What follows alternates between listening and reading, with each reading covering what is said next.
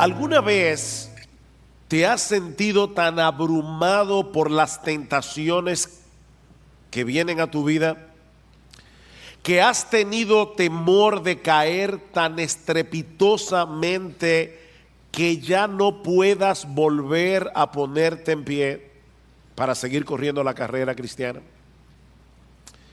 ¿Alguna vez tú te has preguntado si vas a poder perseverar hasta el fin? Yo me he preguntado eso. ¿Alguna vez tú te has preguntado si al final vas a ser como aquellos que Cristo menciona en la parábola del sembrador, que creen por algún tiempo, pero cuando vienen las pruebas se apartan? O quizás en este momento tú te ves tan estancado en tu vida cristiana que ya perdiste la esperanza de seguir avanzando, de llegar a ser útil para el reino de Dios. Bueno, mi hermano, si esa es tu situación en esta mañana, yo espero que la enseñanza de este pasaje te sea de mucho ánimo y te sea de mucho estímulo. Algunos de los creyentes que recibieron originalmente esta carta, que conocemos como la carta a los Hebreos, estaban exactamente en la misma situación que tú. Eran cristianos, judíos, que estaban siendo presionados e incluso maltratados por sus hermanos de raza para que volvieran a su antigua fe, para que regresaran al judaísmo. Y era tal la presión que algunos ya se habían apartado de la fe y otros parecían estarse deslizando. Es por eso que en la carta a los Hebreos encontramos varias advertencias en contra del pecado de la apostasía. Y niños, esta palabra es extraña para algunos de ustedes, pero apostatar no es otra cosa que apartarse de la fe. Una persona que por un tiempo dice que es cristiana y de repente vuelve al mundo. Eso es apostatar. Y es precisamente en el contexto de una de las advertencias más fuertes de esta carta en contra de la apostasía que se encuentra el texto que vamos a estudiar en la mañana de hoy. De hecho, algunos han concluido erróneamente a la luz de este pasaje que un verdadero cristiano puede perder la salvación y volver otra vez a su estado anterior de incredulidad. Pero mis hermanos, tal cosa es imposible. La escritura es muy clara en el sentido de que solo apostatan de la fe aquellos que parecían ser cristianos, pero que nunca lo fueron realmente. Dice en Primera de Juan capítulo 2, versículo 19, salieron de nosotros, pero no eran de nosotros, porque si hubiesen sido de nosotros, habrían permanecido con nosotros, pero salieron para que se manifestara que no todos son de nosotros.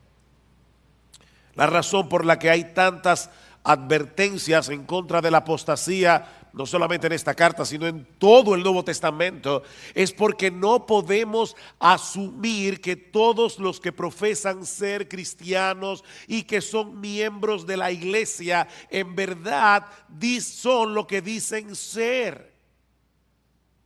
Salieron de nosotros, pero no eran de nosotros. Y salieron para que se manifestara que todavía es posible que haya algunos aquí que no son de nosotros. Vean el versículo 9 una vez más. Dice el autor de la carta a los Hebreos: pero en cuanto a vosotros, amados, aunque hablemos de esta manera, estamos persuadidos de las cosas que son mejores y que pertenecen a la salvación. Porque Dios no es injusto como para olvidarse de vuestra obra y del amor que habéis mostrado hacia su nombre, habiendo servido y sirviendo aún a los santos. Versículo 11, pero deseamos que cada uno de vosotros muestre la misma solicitud hasta el fin. ¿Para qué? Para alcanzar la plena seguridad de la esperanza.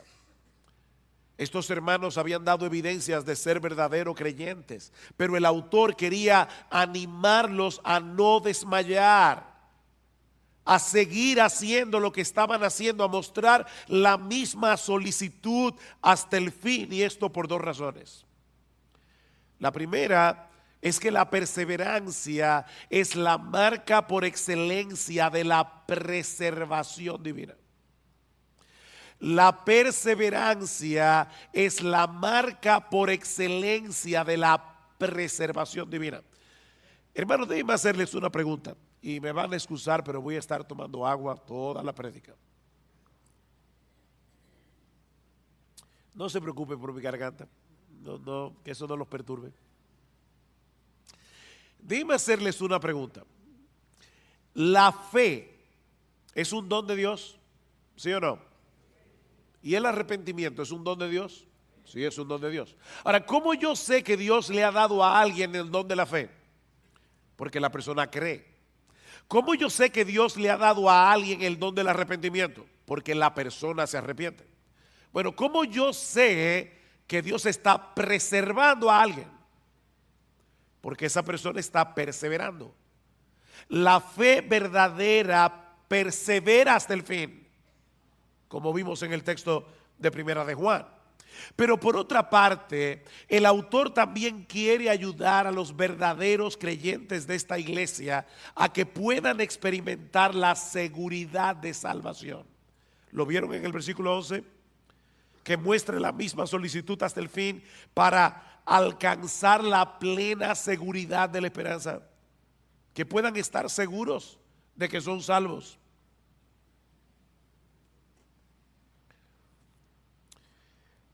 Mis hermanos, se puede ser un verdadero creyente y no tener certeza de que lo eres.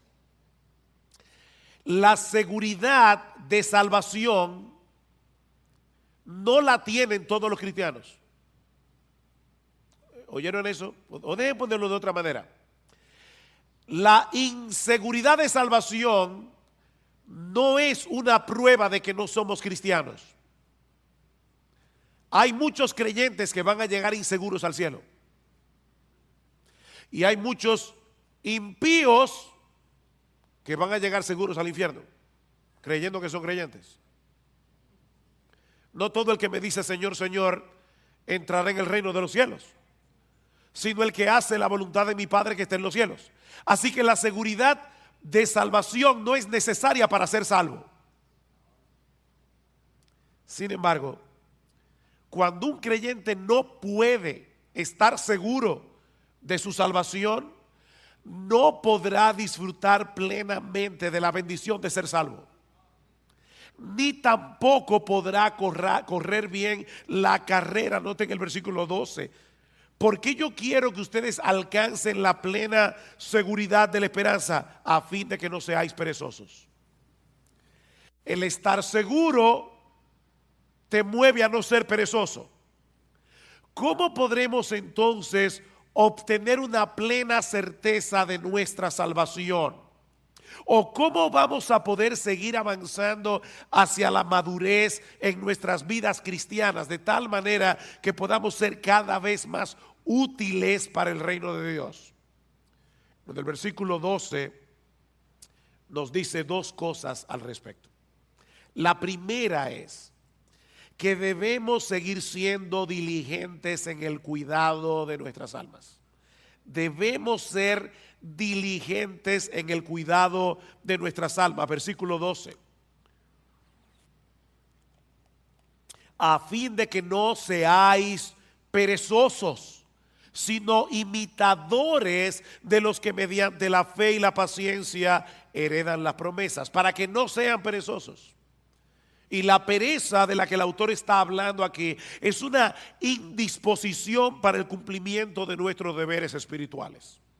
Tú debes leer la Biblia, tú debes orar, tú debes venir a la iglesia, debes venir al culto de oración, debes leer buenos libros cristianos, debes tener una comunión edificante con otros hermanos en la fe. Esos son nuestros deberes espirituales, pero el perezoso, aunque lo sabe, no lo hace. Dice Salomón en Proverbios 26:13 que el perezoso siempre encuentra una excusa para dejar de hacer lo que tiene que hacer. El perezoso dice: hay un león en el camino, hay un león en medio de la plaza. Imagínense ustedes, yo quiero salir a trabajar, pero hay un león fuera de la puerta de mi casa. Así que prefiero quedarme aquí seguro. O dice en Proverbios 15:19 que el camino del perezoso es como un seto de espinos. Él tiene un deber que cumplir, pero magnifica de tal manera los obstáculos que tiene por delante que termina dejando el asunto para otro momento. Y es interesante porque no es que el perezoso no desee estar en una mejor condición espiritual. No, de hecho, en Proverbios 13:4 dice que el alma del perezoso desea, pero nada alcanza. Él desea, pero nada alcanza. Le dije que me iban a ver bebiendo agua hoy. No sufran, que yo estoy más interesado en decir este mensaje. Mañana descansaré la garganta. El perezoso no ha perdido la capacidad de desear una mejor condición espiritual de la que tiene. Él quiere, pero no lo puede alcanzar por causa de su pereza. Mis hermanos, si no somos diligentes en el uso de los medios que Dios ha provisto para que alcancemos una mejor condición, nuestros deseos nunca serán cumplidos. ¿Qué debemos hacer entonces? Despojarnos de nuestra pereza espiritual y en dependencia del Espíritu Santo disponernos a hacer lo que debemos hacer en el momento en que debemos hacerlo, aunque no tengamos ningún deseo de hacerlo. Pastor, ¿y eso no es hipocresía? No, eso es diligencia. Eso es diligencia. Yo no tengo deseos de leer la Biblia hoy en la mañana. Pídele a Dios que te dé deseo, ábrela y léela. Yo como que no tengo deseos de ir a la iglesia hoy. Levántate, cámbiate y sin ningún deseo, ven a la iglesia. Ser diligente es hacer lo que tú tienes que hacer en el momento en que tienes que hacerlo, aunque no tengas ningún deseo de hacerlo. El crecimiento espiritual requiere un esfuerzo diligente de nuestra parte. Pero pastor, yo creía que la salvación era por gracia. Y lo que usted está diciendo de verdad parece oponerse a la doctrina de la gracia. Si es por gracia, yo no tengo que hacer nada para merecer la bendición de Dios. Tú tienes razón. Si es por gracia, no es por mérito. La gracia se opone al mérito, pero no se opone al esfuerzo. De hecho, Pablo le dice a Timoteo en 2 Timoteo capítulo 2, Timoteo, esfuérzate en la gracia. Esfuérzate en la gracia. La gracia se opone a nuestros méritos. La gracia no se opone a nuestro esfuerzo. Es en el contexto de nuestra diligencia que podemos disfrutar de la bendición de Dios.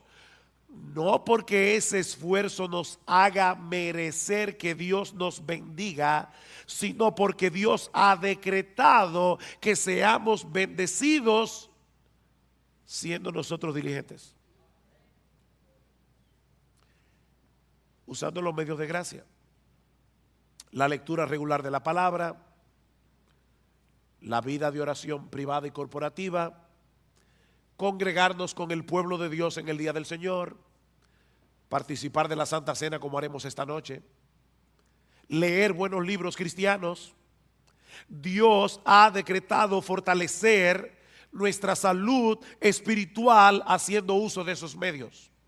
Pero el hecho de esforzarnos por hacer esas cosas no nos hacen merecedores de nada, porque esa diligencia es impulsada en nosotros de pura gracia, en una forma misteriosa que nunca vamos a poder entender.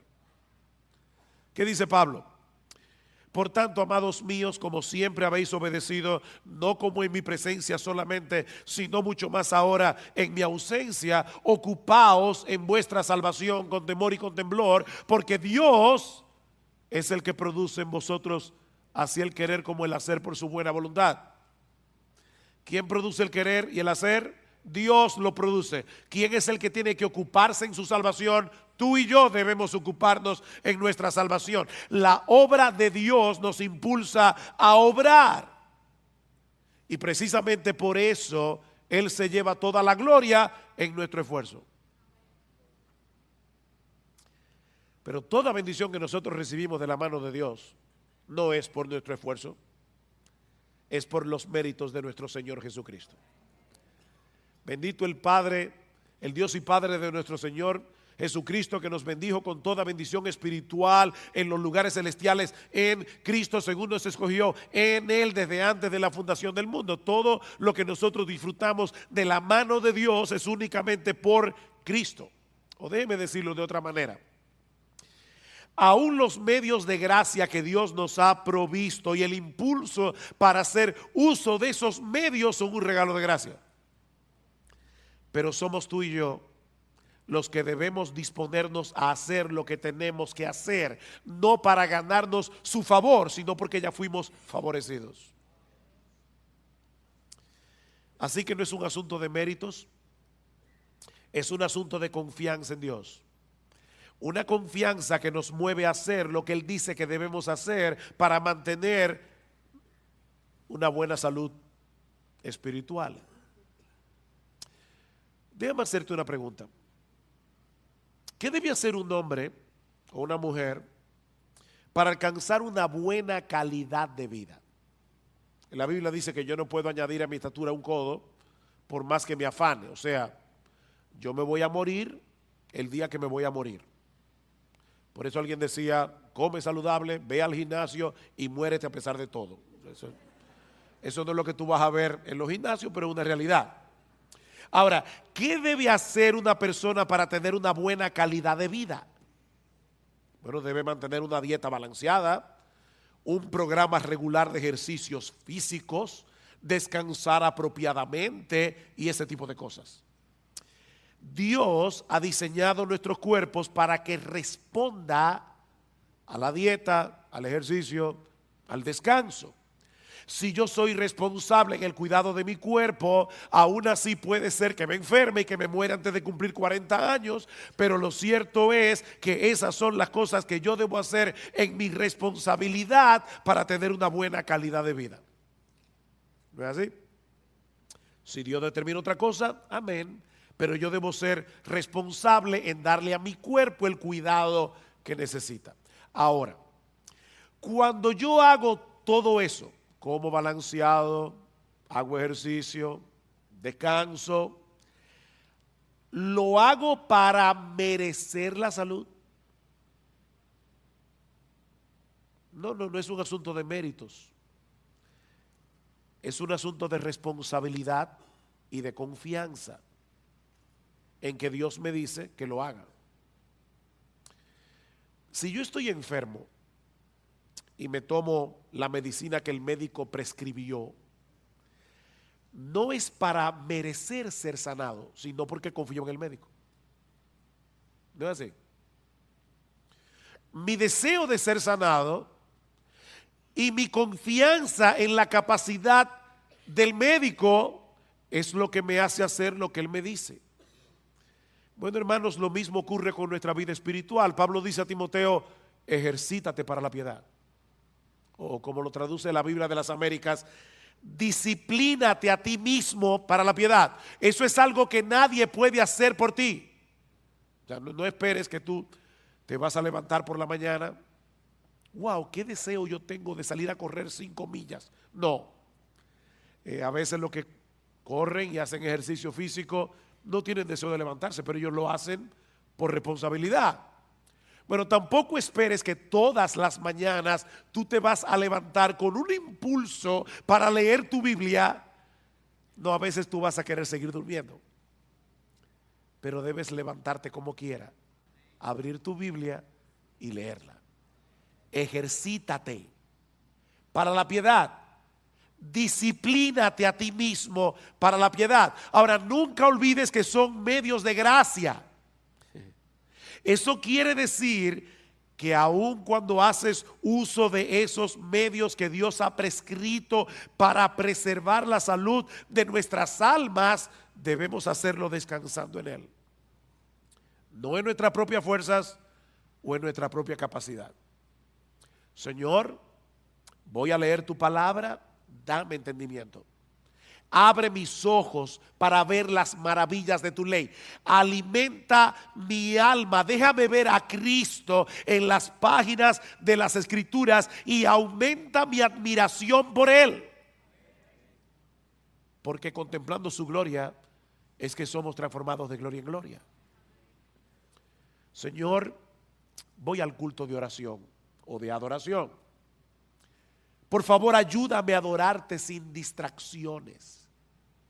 Por favor, ayúdame, Señor, que yo pueda percibir y experimentar tu presencia junto a mis hermanos en la iglesia. Ayúdame, Señor, para atesorar la palabra predicada de tal manera que obre poderosamente en mi corazón. Ayúdame, Señor. Así que lo primero que el autor de Hebreos nos está diciendo aquí es que si tú quieres perseverar hasta el fin, si tú quieres seguir avanzando hacia la madurez cristiana, debes ser diligente en el cuidado de tu alma.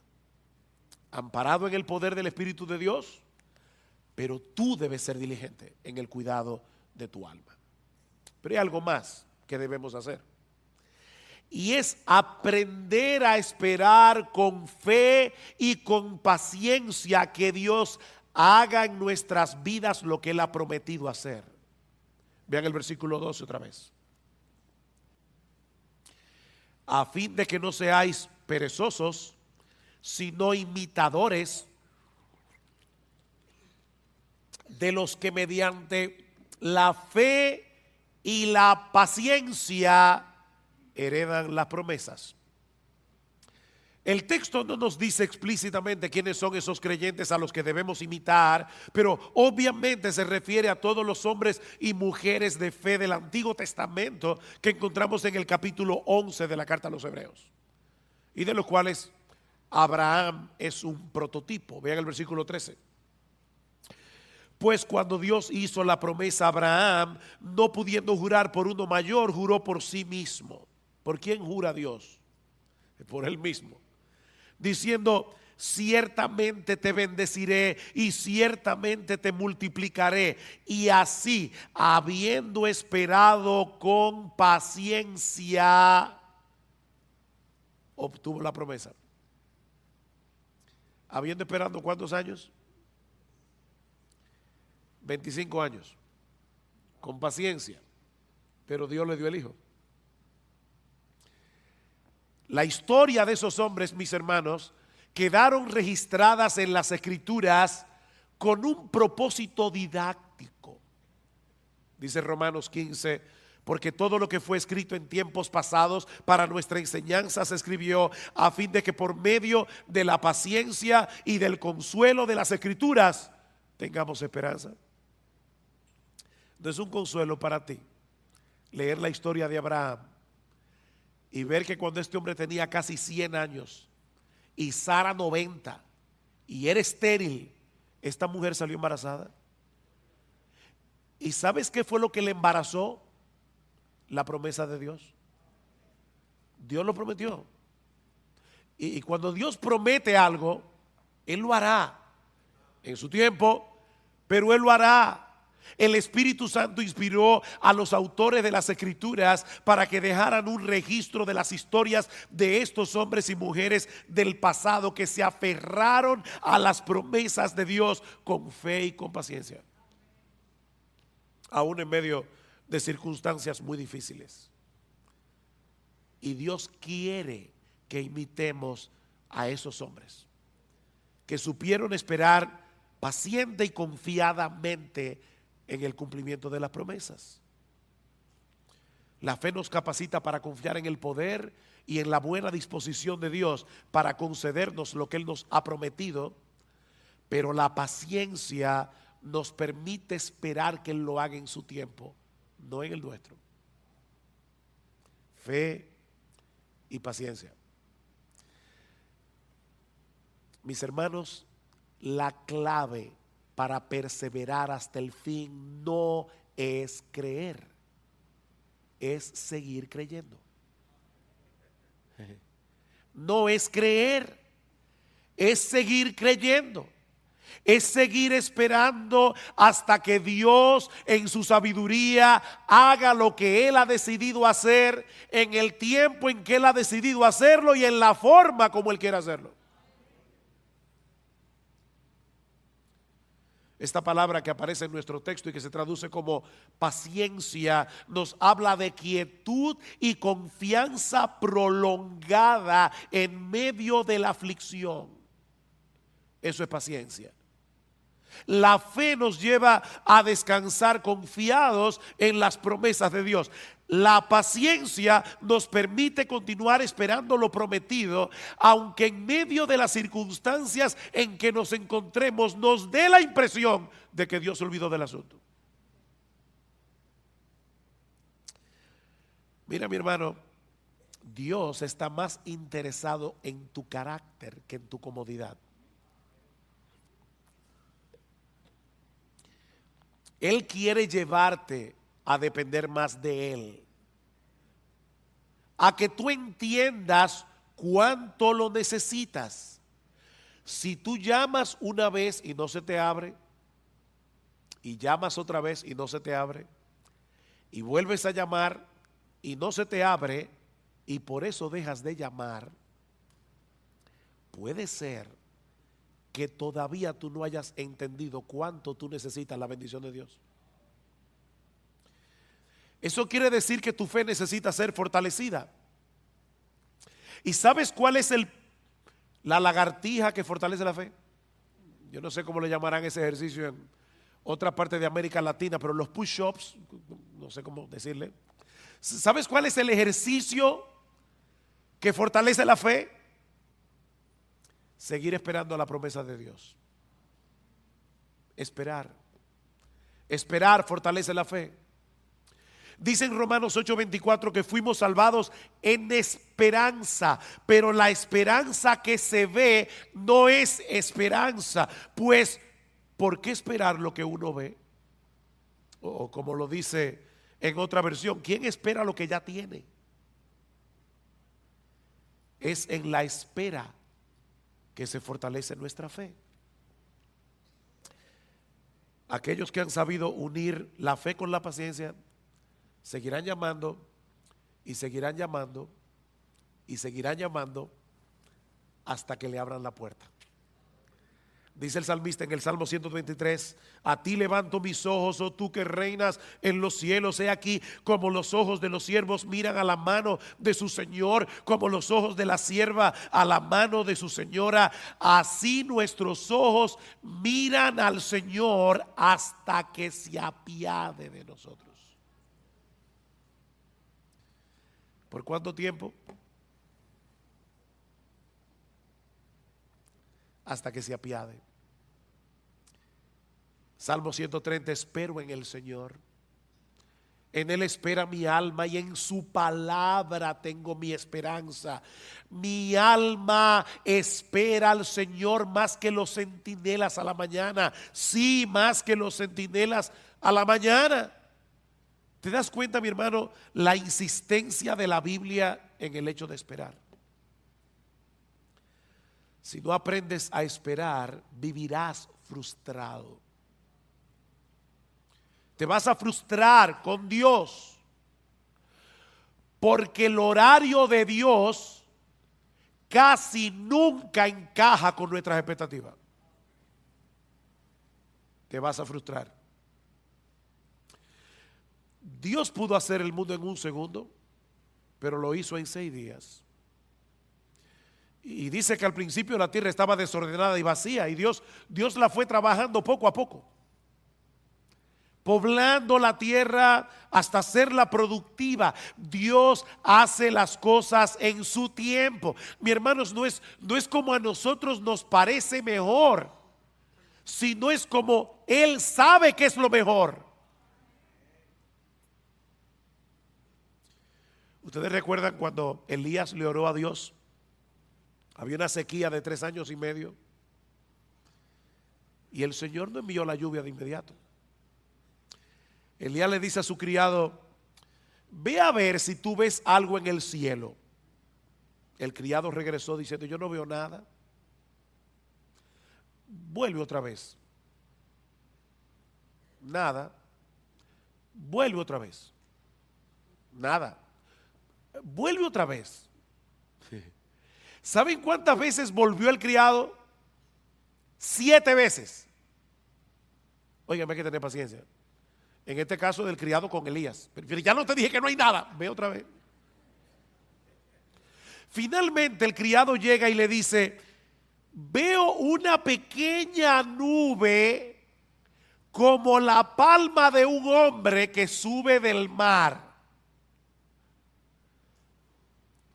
Cuando Gloria y yo fuimos a visitar a nuestra hija en Medio Oriente, aquel lugar es desértico, casi nunca llueve. De hecho, desde abril hasta noviembre no hay nubes en el cielo, nunca, nada de nube, ni una sola.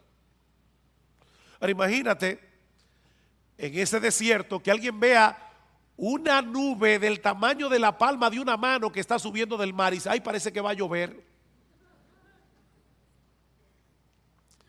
Elías, que entendía perfectamente el modo de obrar de Dios, le dice al criado: sube y dile a Acab, prepara tu carro y desciende para que la fuerte lluvia no te detenga. Y sucedió que al poco tiempo el cielo se oscureció con nubes y viento y hubo una gran lluvia.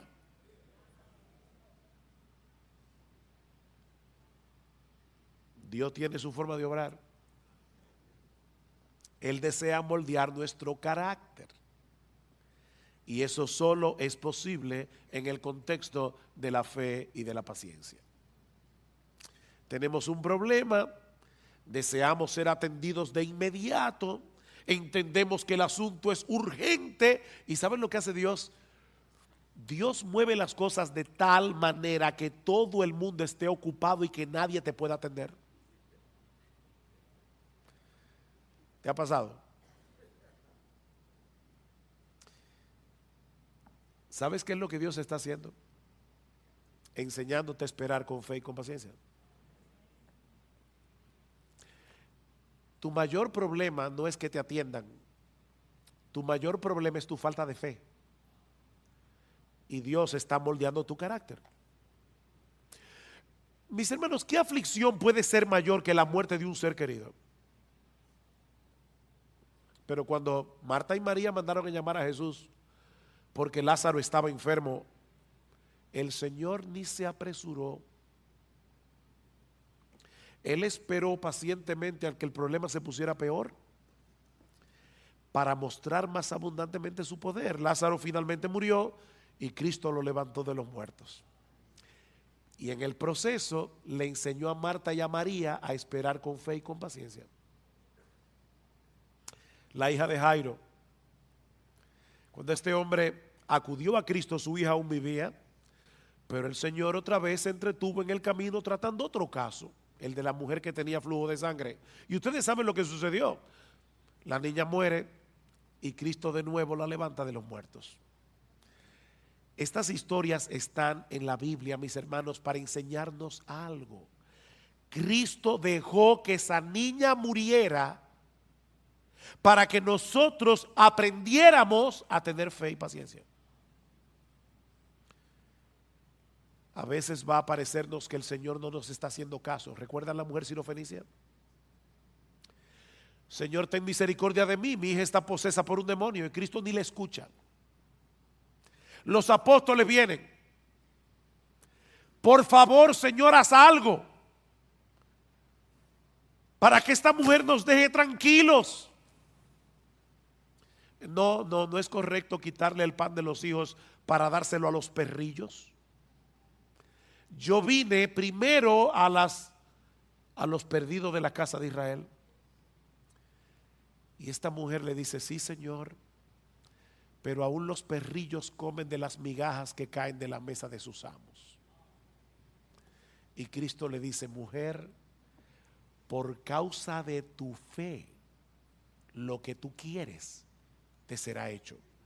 Y dice que su hija fue sanada en aquella misma hora. Esta mujer no desmayó y por medio de la fe y de la paciencia obtuvo la bendición que deseaba. He aquí entonces, mis hermanos, la metodología divina para seguir avanzando en nuestras vidas cristianas y llegar a experimentar seguridad de salvación. Debemos ser diligentes en el cuidado de nuestras almas y ser imitadores de aquellos que por la fe y la paciencia heredaron las promesas. Dios nos ha dado promesas ciertísimas en su palabra, incluyendo el hecho de que Él ha de guardarnos en Cristo hasta el día en que estemos en su presencia en cuerpos glorificados, contemplando y deleitándonos en su gloria por los siglos de los siglos. Él lo ha prometido y Él lo hará. Mis ovejas oyen mi voz y yo las conozco y me siguen, y yo les doy vida eterna y no perecerán jamás, ni nadie las arrebatará de mi mano. Mi Padre que me las dio es mayor que todos y nadie las puede arrebatar de la mano de mi Padre. Si esperamos en las promesas de Dios con fe y con paciencia, tendremos el combustible necesario para energizar nuestra diligencia en el cuidado de nuestras almas. Recuerden lo que dice el autor de la carta a los Hebreos: deseamos que cada uno de vosotros muestre la misma solicitud hasta el fin. ¿Para qué? Para que tengan seguridad de salvación. ¿Para qué? Para que no seáis perezosos. Para que no seáis perezosos. Las promesas de Dios son las que le dan contenido a nuestra fe. Creer en Dios es confiar en su fidelidad para cumplir lo que Él ha prometido sobre la base de la obra consumada de Cristo a nuestro favor. Eso es lo que el autor de la carta dice más adelante. Versículo 16. Porque los hombres juran por uno mayor que ellos mismos, ¿no es así? Hay gente que jura por Dios. ¿Y por quién jura Dios?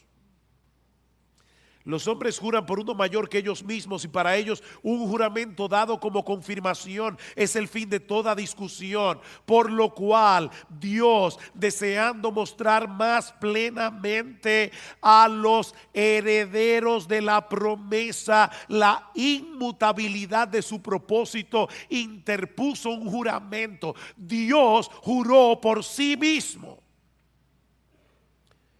a fin de que por dos cosas inmutables, en las cuales es imposible que Dios mienta, los que hemos buscado refugio seamos grandemente animados para asirnos de la esperanza puesta delante de nosotros.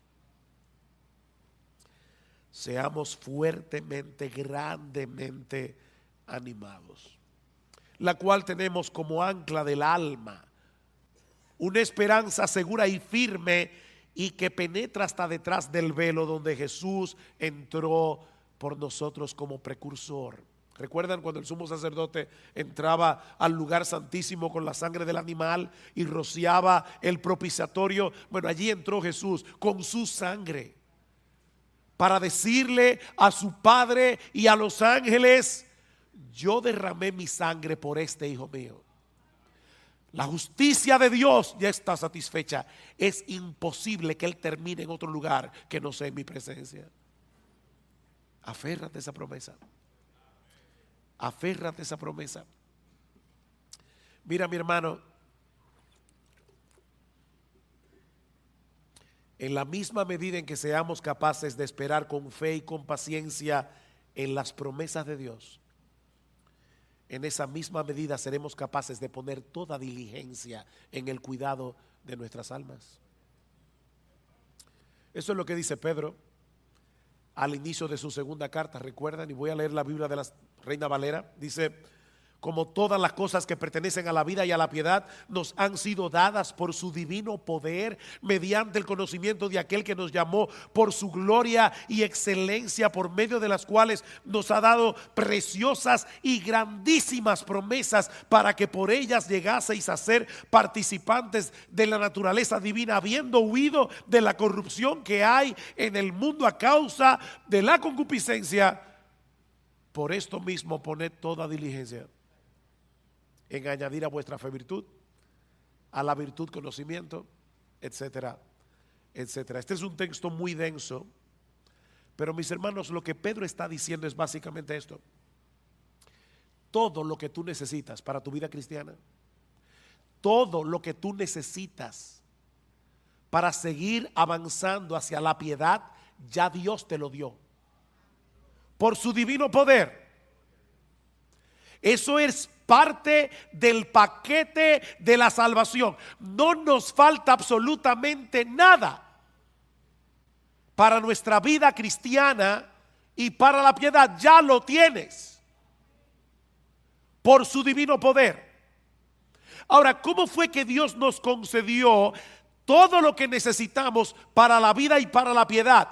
Mediante el conocimiento de aquel que nos llamó por su gloria y excelencia. ¿No le suena raro eso? Aquel que nos llamó por su gloria y excelencia. ¿Cómo Dios llama por su gloria y excelencia? Muy fácil. Dios abrió los ojos de nuestro entendimiento para que pudiéramos ser capaces de ver con deleite la gloria y las excelencias de Jesús. Lo que lo hacen a Él el ser más hermoso, el ser más deleitoso de todo el universo. Y de esa manera Dios nos atrajo a Jesús por su gloria y excelencia.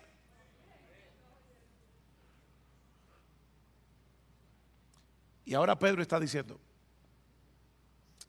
el hecho de saber que el poder omnipotente de ese Dios que nos llamó por su gloria y excelencia está obrando en nosotros hasta que estemos en su presencia en cuerpo y almas glorificados, es una poderosa motivación para poner toda diligencia en añadir a vuestra fe virtud, a la virtud conocimiento. Alguien lo ilustra de esta manera: imagínate que tú eres un prisionero de guerra en un campo de concentración y has perdido toda esperanza.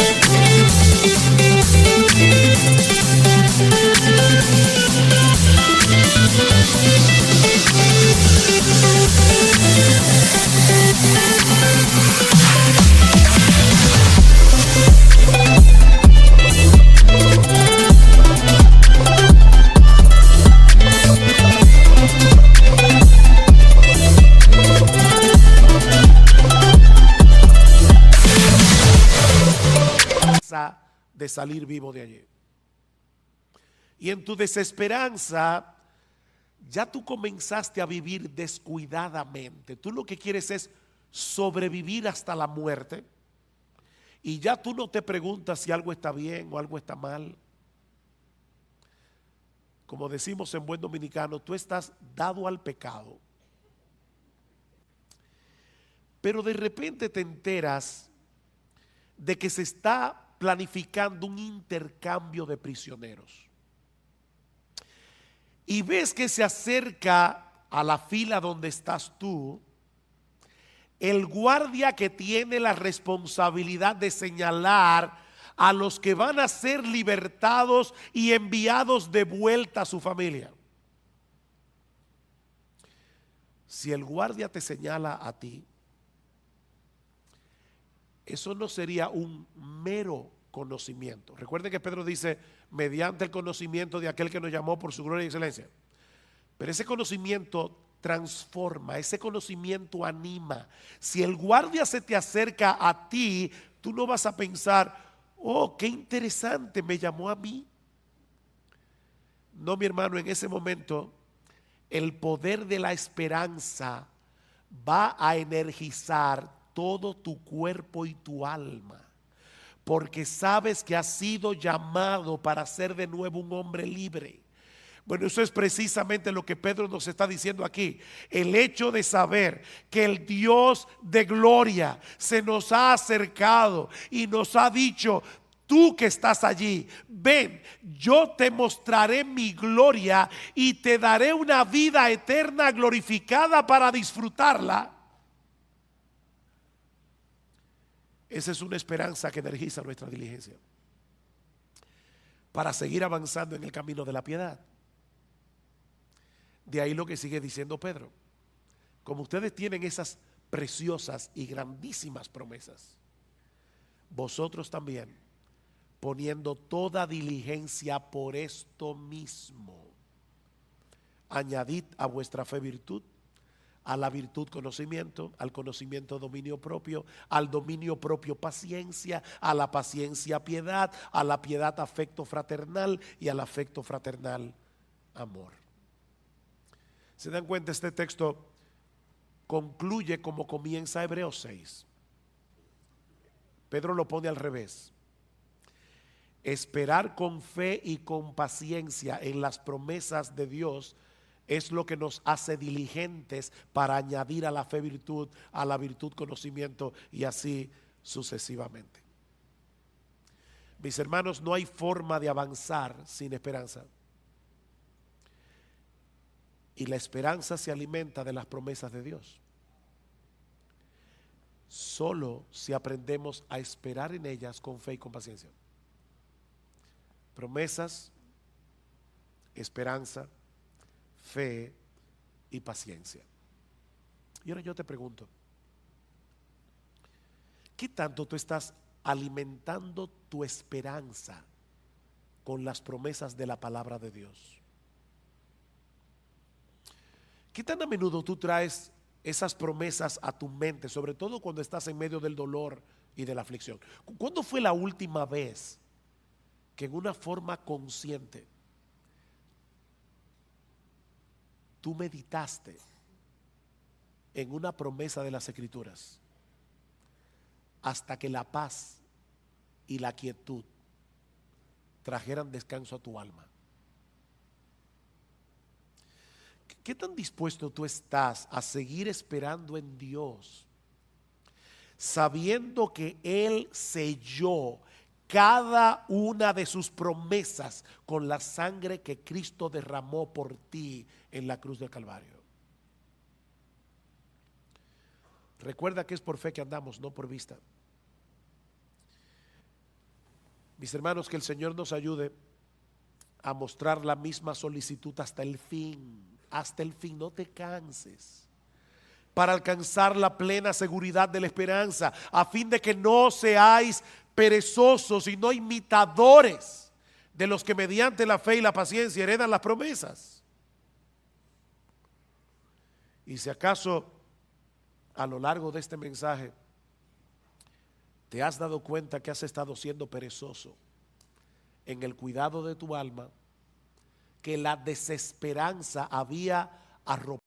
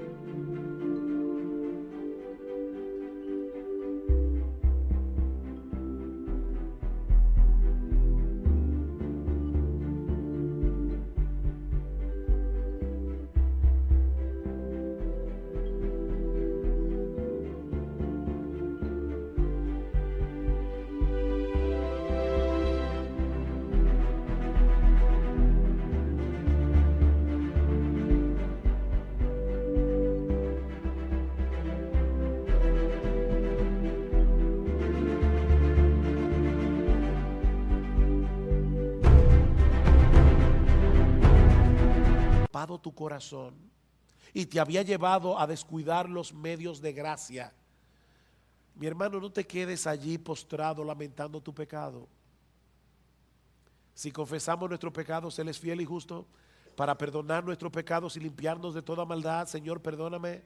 Yo he estado descuidando la lectura de tu palabra. Yo he estado descuidando la oración. Perdóname, Señor, he estado descuidando el venir a la iglesia. He estado descuidando participar de tu cena.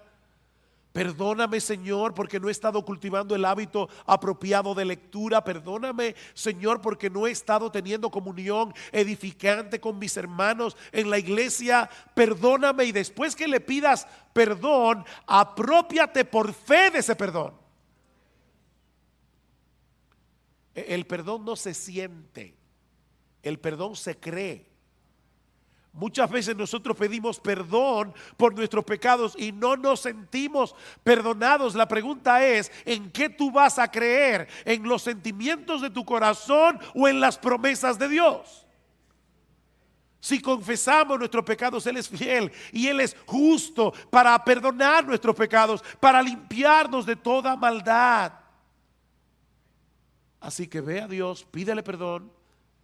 Aprópiate por fe de ese perdón y, como dice luego la carta a los Hebreos, levanta las manos caídas, levanta las rodillas paralizadas y haced sendas derechas para vuestros pies, para que lo cojo no se salga del camino, sino que sea sanado. Y finalizo con esta palabra de bendición de la misma carta a los Hebreos. Y el Dios de paz, que resucitó de los muertos a nuestro Señor Jesucristo, el gran pastor de las ovejas, por la sangre del pacto eterno, os haga aptos en toda obra buena, para que hagáis su voluntad, haciendo Él en vosotros lo que es agradable delante de Él, por Jesucristo, al cual sea la gloria por los siglos.